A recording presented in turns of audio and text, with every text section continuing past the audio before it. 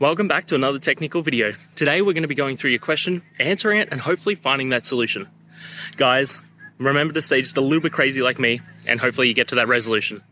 Now, let's continue on to the video.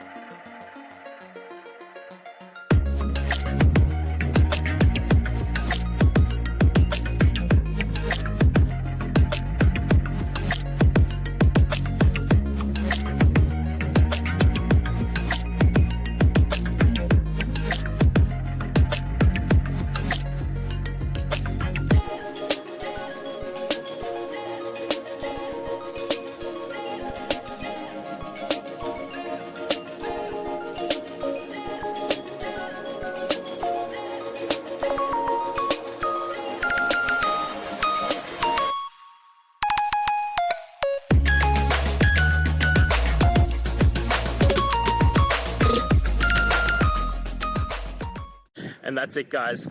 I hope we've gone through and found the answer that you're looking for. And look, if we did find that answer in your resolution, please hit the subscribe button. I'd really appreciate it. Now, until the next time you need technical videos, I hope you have a good one.